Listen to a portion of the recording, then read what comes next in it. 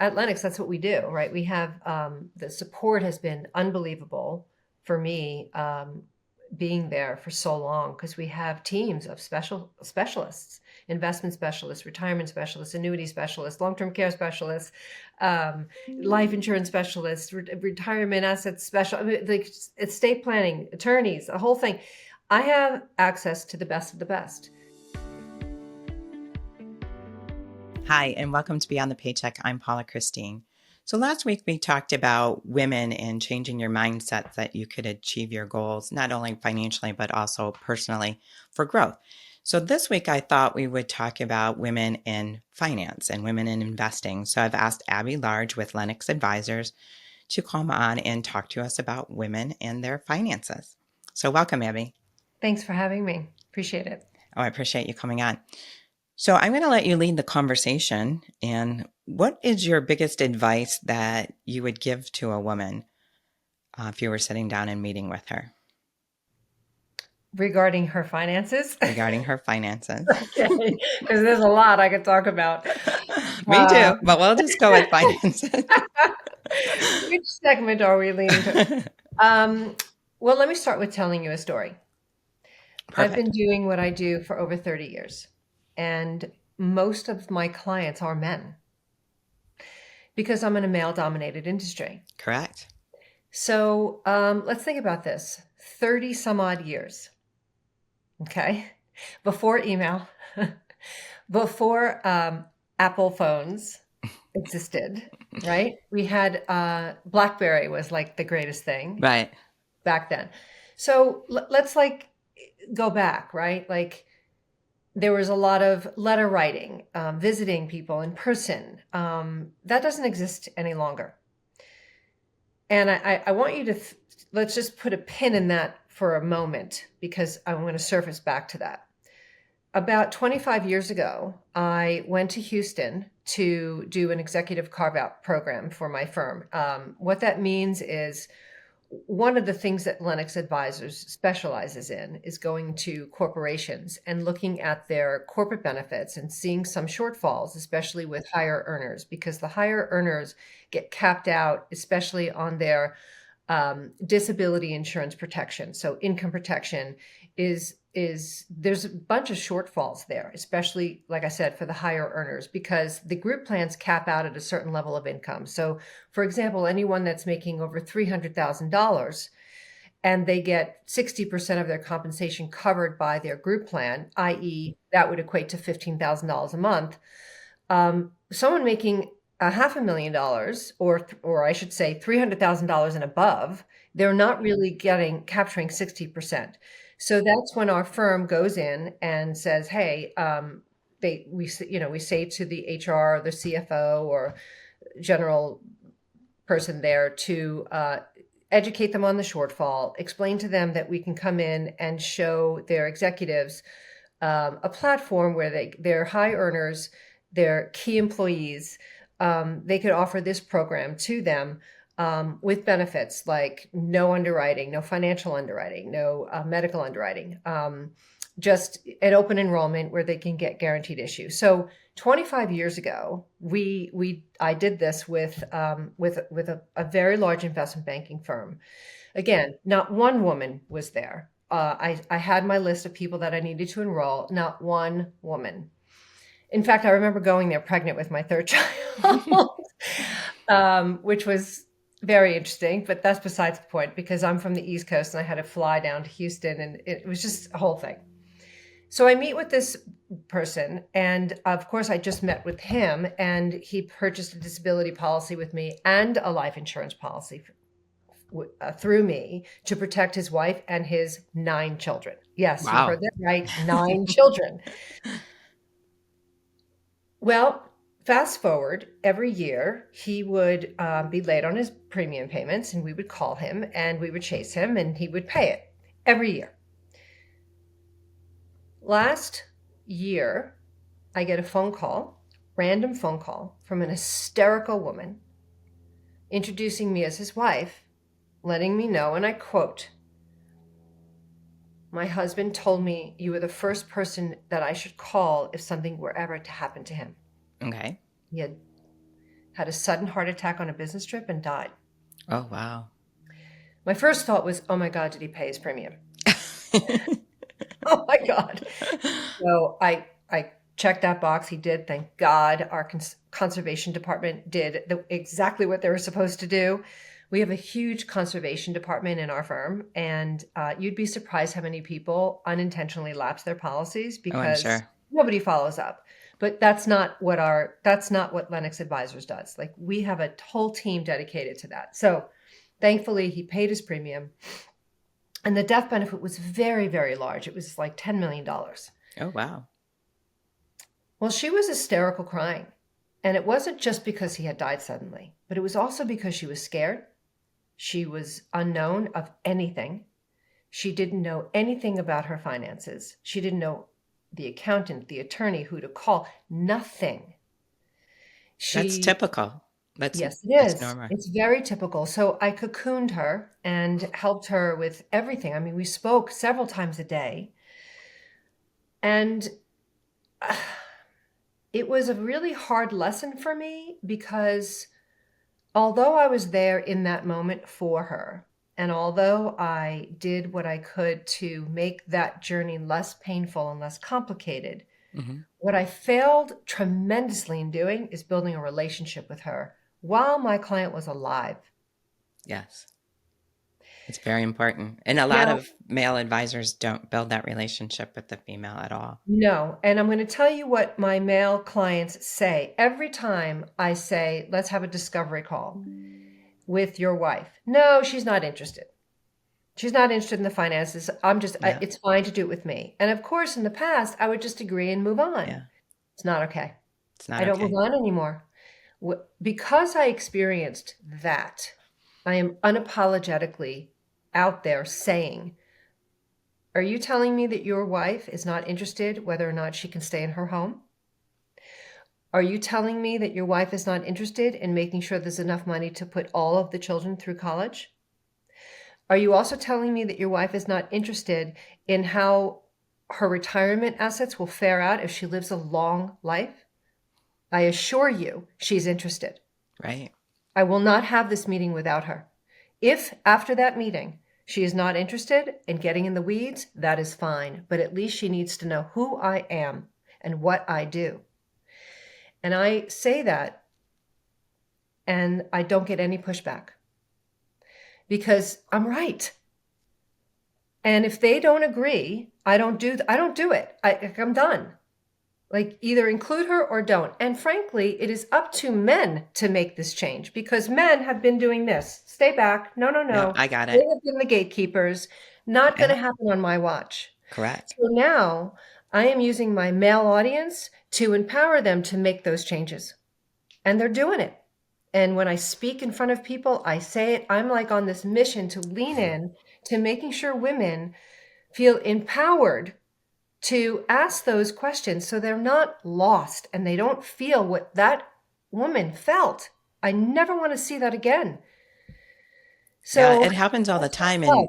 And I get it. There's a certain generation that, you were raised that the man took care of everything and you just run the house and they'll take care of all the finances.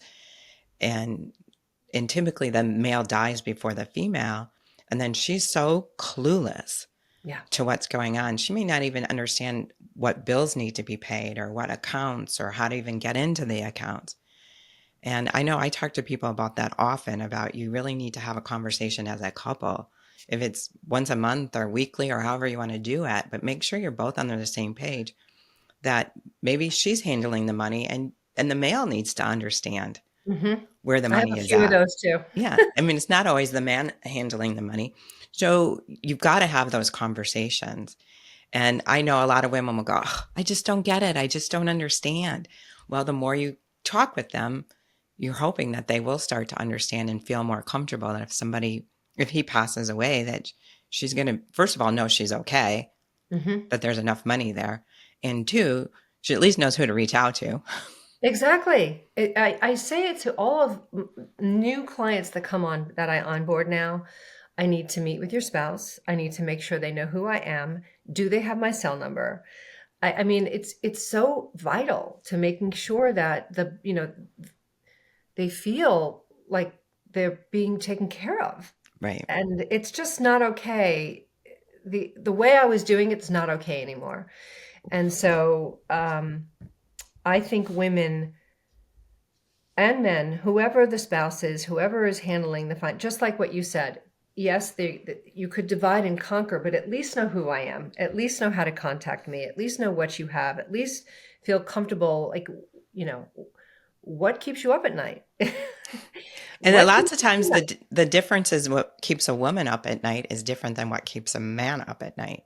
Yes, And so very when you're different. having those conversations, something might be so important to her that he hasn't even thought about. Like a lot of women are concerned if, my husband passes away and I'm older and on my own, who's going to take care of me if I'm in a long-term care situation? Yep, So that conversation needs to be had. Is that important for maybe them to have some sort of long-term care coverage or at least know there's money there to afford it if they need that help? exactly. Exactly. It's so important. People don't realize how important these kinds of policies really are. Um, Life insurance, long-term care insurance, disability insurance. These are products that provide dollars in a Hmm. tax-free way exactly when you need them. Yes. Yeah. I don't know anything else in this world that does that. Yeah. I don't know why. I don't know where that education fell. Like, why when you talk to young people about life insurance, when it should be the time that they purchase it because they're young and healthy. Yep. And then they want to have that conversation that they just been diagnosed with cancer and now they want to have insurance to protect their family. Well, you should have been doing that in the Too late, beginning. baby. Too late. But there's no, I don't know if it's as parents that we failed to say this is so important. You need to get life insurance to protect your family. And I know money's tight, but it's going to be even worse when your kids aren't taken care of. If something happens not only to the breadwinner, but also maybe if it's a stay-at-home mom, if she passes away, then, now you've got childcare and you've got, she's just as valuable, if not more. Oh yeah. It's so funny.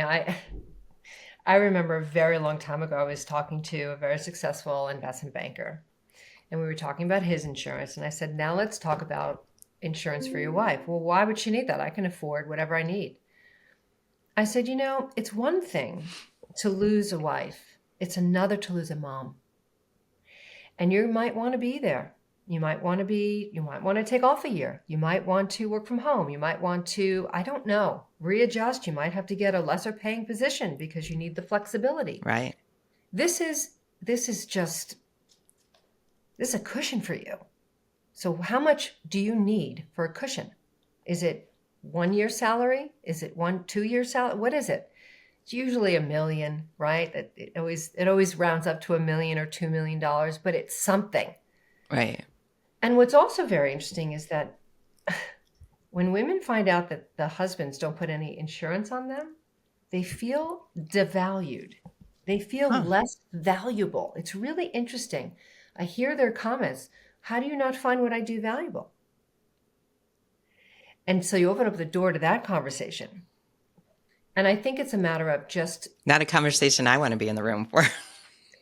you know what? I'm a buffalo in that scenario because I'm fighting for what's right. Right. I'm not a cow and running away from what's right. You got to go right in and say, "Well, have you considered?" And then you lay it out. And then when you phrase it, "Have you considered?" it becomes their idea, actually. Hmm. So I always phrase it with, "Have you considered what would happen if?" And I just ask the questions, and it turns out that they're like, "You're right. Let's put the insurance on her." And because it's so cheap.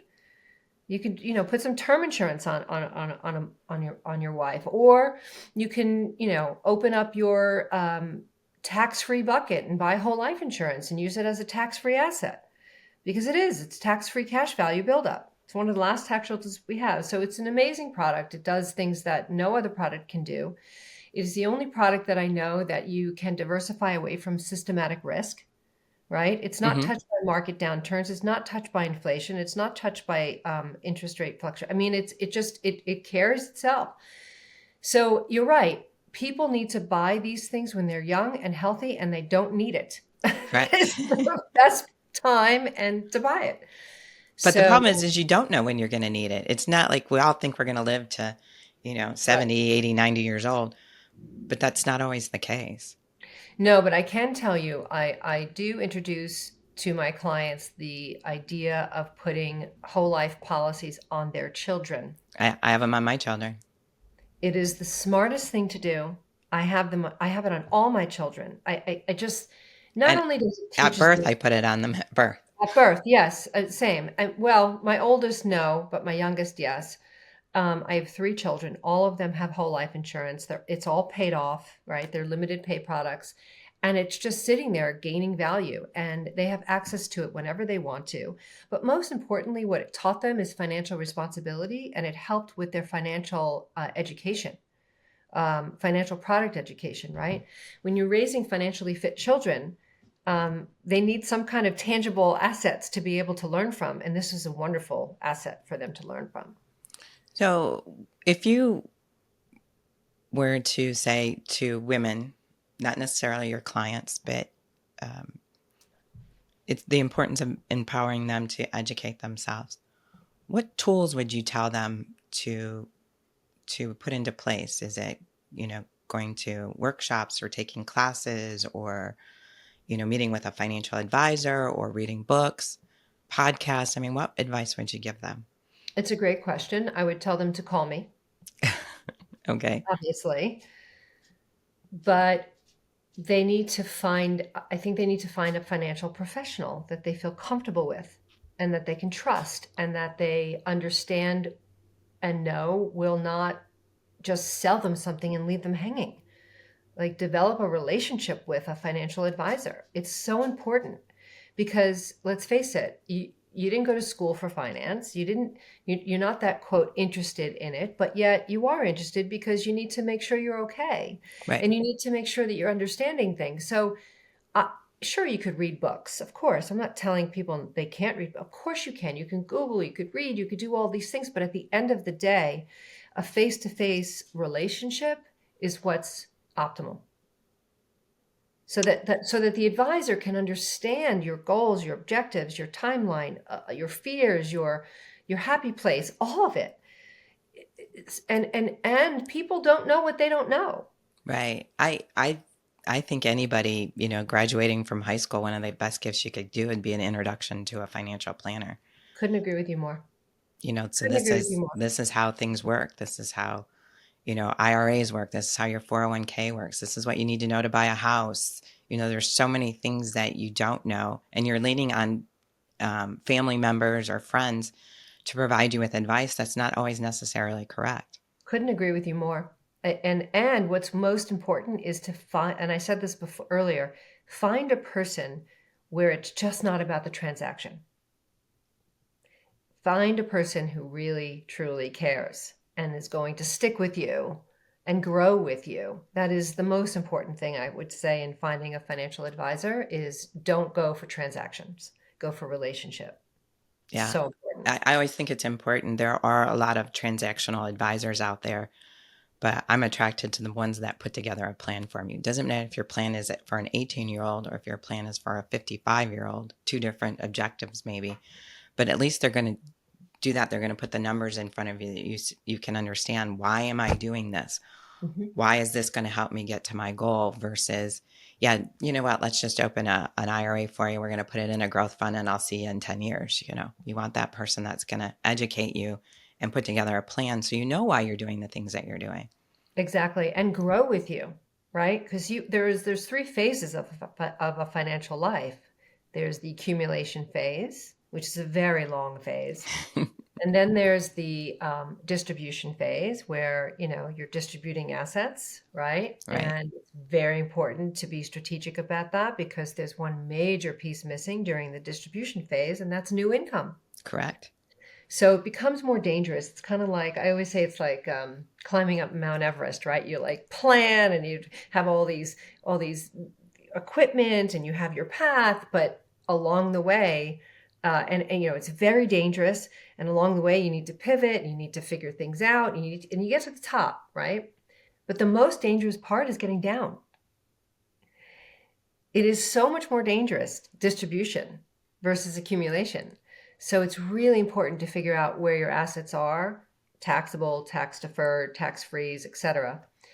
Because then if you do such a good job, you're going to have some preservation issues. And that's the third financial phase of a person's life, is preserving those assets so that you can pass them to your heirs in a tax efficient manner. So that's what I concentrate on mostly with my practice and my clients are those three phases of a financial life. And I've been doing this so long that I've actually have seen and walked through accumulation, distribution, preservation with most of my clients. And now I'm talking to generation two.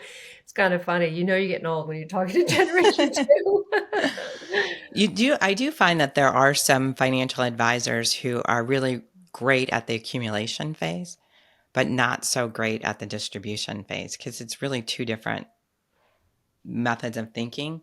Mm-hmm. I find that accumulation, yeah, you're investing money, you're chasing returns, you're in that growth mode. But when you're retired, it's more of an income focus than it is about a growth focus. And you want to make sure that the advisor that you're working through in that distribution phase is really knowledgeable about income and how to generate that income from your existing portfolio. And so when you're interviewing, I think you want to make sure that you're talking to and interview multiple planners before you decide on one, that person can grow with you. Yes, agreed. And they have the expertise to do so as well. And if they don't, they have a team that does. Correct. Because let's face it, not one person has all the best ideas, but you want to find a firm that has a team that can really help with all aspects of financial planning, not just one area. And that's at Lenox. That's what we do, right? We have the support has been unbelievable for me. Being there for so long, because we have teams of specialists, investment specialists, retirement specialists, annuity specialists, long-term care specialists, life insurance specialists, retirement assets like estate planning, attorneys, the whole thing. I have access to the best of the best. And so I bring that to my client meeting, but I bring it because I'm the quarterback, right? I'm managing that relationship. So it's really important to bring in the right people at the right time, because business is done when there's timing and chemistry and money. But I'm very blessed to have a team of people who are just so good and have the one goal in mind, which is to create clients for life and building relationships that matter. That is what's important. A lot of people, when I meet them now, they have different advisors, right? They have their accountant, their attorney, their insurance people, and they're not talking to each other. And then no one's talking to each other. There's such a lack of coordination. And it equals tax inefficiency, mm-hmm. big time. And unnecessary, just I can't tell you how many mistakes I find when I do an audit. It's astonishing to me. Yeah, I don't know why people don't get all the advisors together and say, okay, this works this way, this works this way. How do we make it all work together? And you find people getting into situations where they're making a decision that's really not in their best interest because you didn't talk to the CPA before you went ahead and did it. And now you got this huge tax implication that's going to affect all these other things. It's just a simple conversation between your advisor and your CPA to make sure that you're both on the same page. Yeah. I work very hard to facilitate that seamless transparency. It's really important. I always ask, if I meet someone, and they've already done a lot of planning, who's your accountant, who's your attorney, who's your insurance person, who's your P&C person, who's this person, who's your investment specialist. And if they have the relationships already, it's important for me to reach out to them and work together so that we can coordinate a plan. Correct. It's just important. Think about it. If you had to have surgery, would you go to your general practitioner for surgery? No. No, you'd go to a specialist. Right. And but your primary care is on top of all of that, right? So Right. it's kind of the same thing in our firm at Lenox. We really do holistic planning, but most importantly, it's under one roof, and it just works well. So we came up with the thing that, first thing is to hire a financial planner as soon as you can, no matter what age you are. And if you're not working with someone, you should reach out and talk with someone to develop a plan for all those 3 stages in your life. So what else would you recommend? Wills, power of attorney, healthcare proxies, as soon as somebody turns 18. I'm telling you, people don't even realize. Yeah. It's a big thing.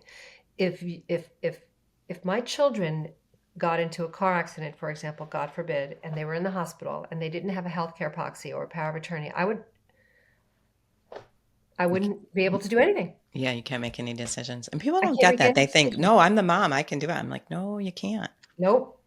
Mom and dad, you have 18 years and your job is done. Yes. Yeah. I always say After that's a 18?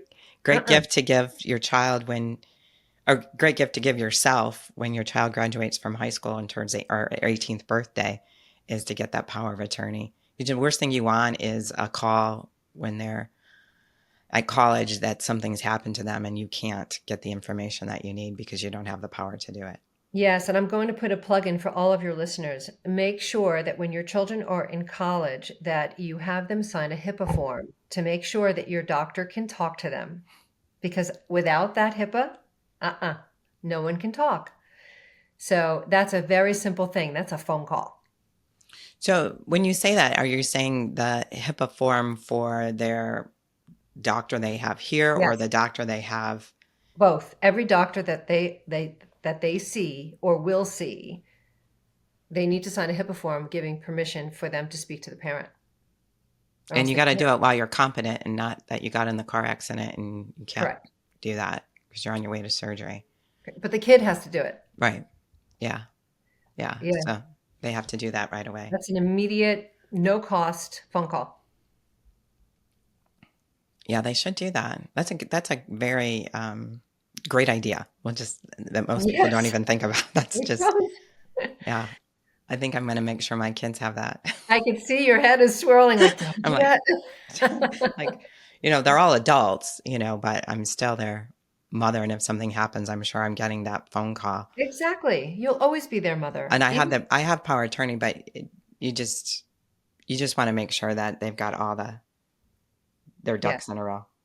And let me just I want to just clarify something. I said you have 18 years and then your job is done. Your job is never done as a mother. But in terms of telling them what to do legally, you're done after 18. Yes. Well, legally, medically, you know, Everything, everything. Yes. technically, right? Yes. Yeah. Yeah, I know. I just got divorced 4 years ago, and I had my powers rewritten, and then I just bought a house, so then I had my whole estate plan updated, and that's good advice too. Is just because you did something 10 years ago, it may not be what you wish today, and that you Oh need to yeah. to review those documents. You Yep. know, We review documents a lot. yeah, at least sit down and read it once a year. But the things are always changing, and you need to make sure that your power of attorneys are up to date, so that when you do have to go make that decision, you really have all the rights that you Not think you just do. power of attorney, but healthcare proxy. There are two different things, right? Right. Right? So healthcare proxy, for those listeners who don't know, that is someone who you put in charge of your health should you be incompetent and not be able to take care of yourself. And power of attorney is someone that's going to be able to sign checks and pay bills on your behalf.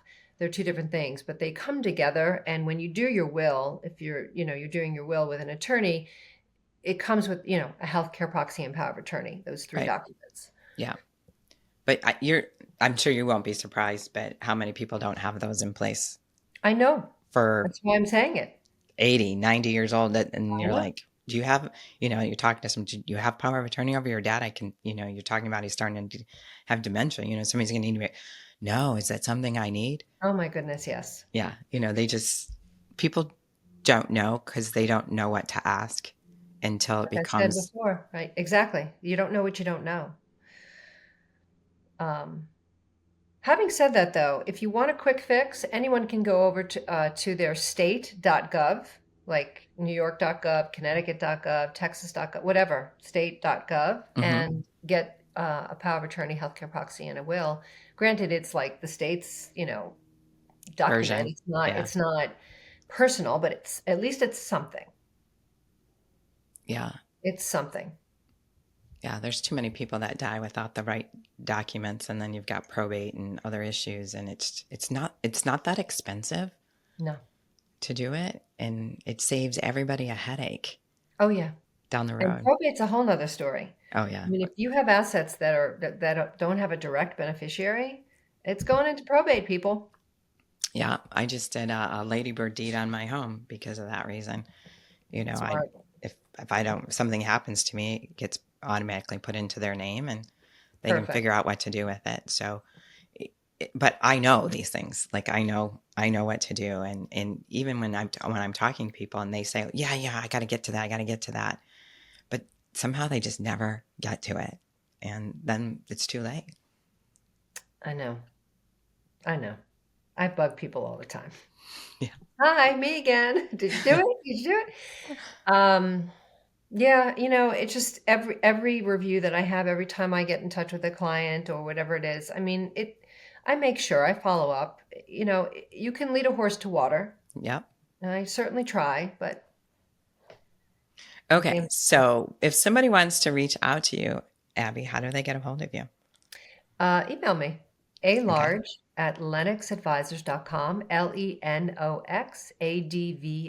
lenoxadvisors.com, or you can shoot me a message in my LinkedIn.